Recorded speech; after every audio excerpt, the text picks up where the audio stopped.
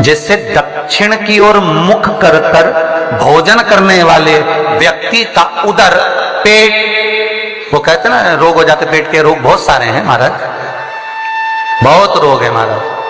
पेट से जुड़ा हुआ कब्ज का भी रेबे, गैस का भी रेबे, और ना जाने जाने कितनी कितनी बीमारियां उसके अंतर्गत हो जाती हैं। तो ये सारे रोग कैसे होते हैं? दक्षिण में बैठकर अगर आप मुख कर भोजन कर रहे हो तो पेट से जुड़ा हुआ रोग कभी जिंदगी में समाप्त नहीं हो सकता। 50 गोली खा लो, 50 ऑपरेशन करा लो, 50 तरह के डॉक्टर को दिखा लो, मतलब ये पक्का है कि आप दक्षिण की ओर बैठकर, दक्षिण की ओर मुख कर कर आप भोजन ग्रहण कर रहे हो तो आपको वो दुख तो ग्रहण करना ही पड़ेगा, वो दुख तो आपको झेलना ही पड़ेगा।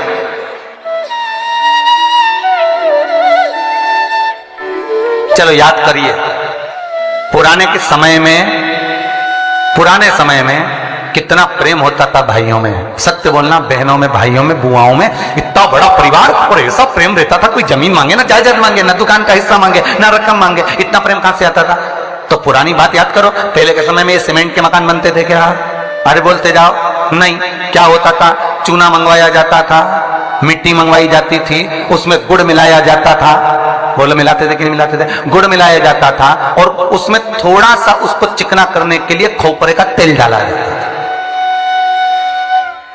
अब वास्तु रीति में तो हमने ये सब चीज छोड़ दिया, हमने ये सब चीज समाप्त कर दिया कि ना तो हम उसमें गुड़ मिला रहे हैं, ना कोई वस्तु मिला रहे हैं, बस सीधे सीमेंट खरीद के लाए और लगा दिया गया।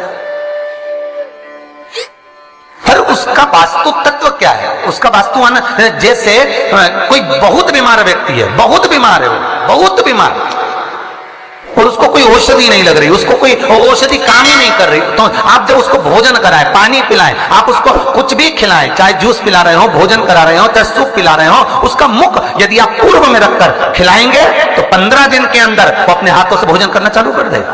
15 से 16वां दिन नहीं होगा।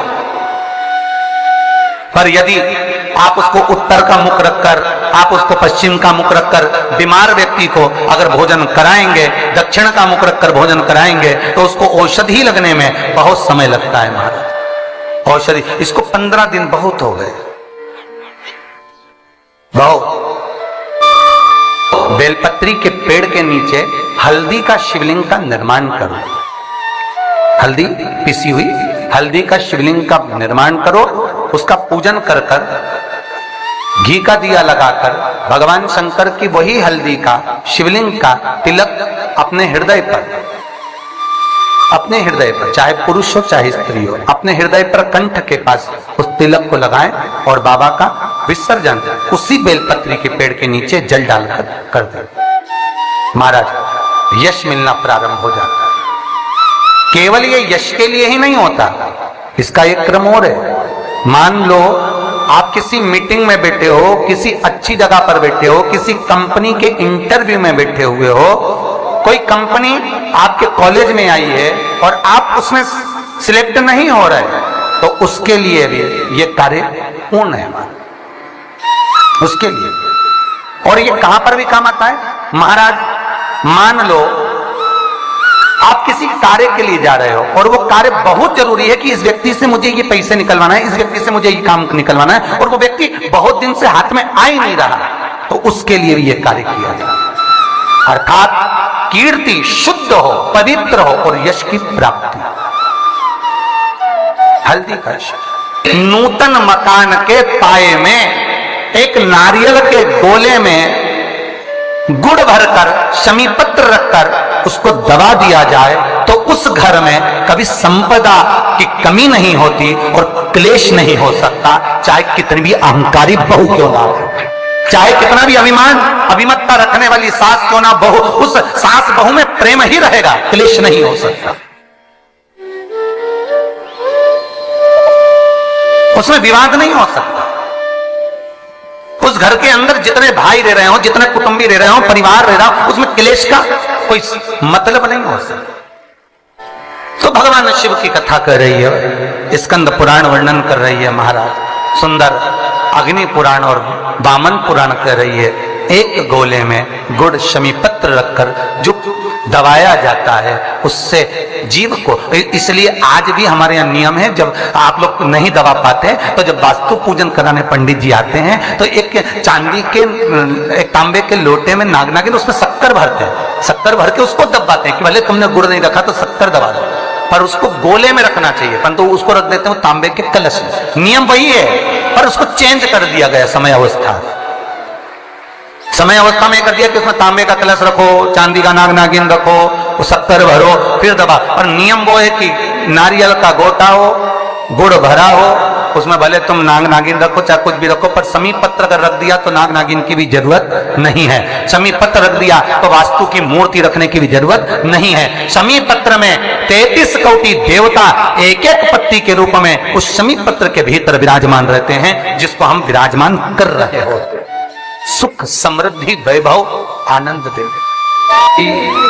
भगवान शंकर पर जो जल चढ़ता है वो उत्तर दिशा की ओर क्यों जाना चाहिए, ठीक है। और पूजन करने वाले व्यक्ति को महाराज दक्षिण में बैठकर उत्तर की ओर मुख कर शंकर का अनुमोदन क्यों करना चाहिए, ठीक है। जब हम शिव जी की अर्चना करते हैं तो हमारा मुख कहाँ ज्यादा होना चाहिए, उत्तर की ओर, ठीक है। दक्षिण की ओर से हम बैठे हैं, जहां भगवान का जल जा रहा है महाराज उस ओर देखते हुए, अर्थात उत्तर की ओर हमारा मुख होकर हम भगवान के शंकर की आराधना करें। जैसे पूर्व अभिमुख होकर शिव की जो आराधना करी जाती है वो एक श्रेष्ठता का फल देती है, फल देगी, मना नहीं है। पश्चिम की ओर मुख कर जो शंकर की आराधना करी जाती है उसका फल मिलेगा, मना नहीं है। पर दक्षिण में बैठकर उत्तर की ओर मुख कर जब हम शंकर की आराधना करते हैं उसका जो फल होता है वो शीघ्र प्राप्त होता है। पर ज्यादातर लोग कैसे करते हैं, आप लोगों ने भी तो करा होगा, बोलो जरा जम के, कहां बैठते हो महाराज जी, उत्तर की ओर तो जलाधारी का मुख है, ऐसे एक सहज भाव। ये शिवलिंग है, ये जलाधारी, ये उत्तर की ओर है, तो तुम लोग कहां बैठोगे, ये यहां जा रही है तो ये शिवलिंग है तो तुम इसके सामने बैठोगे, कि जल यहां से जा रहा है तुम उसके सामने बैठो। पर बैठना कहां चाहिए, जहां शिवलिंग है यहां से जल बह रहा है तो यहां बैठो।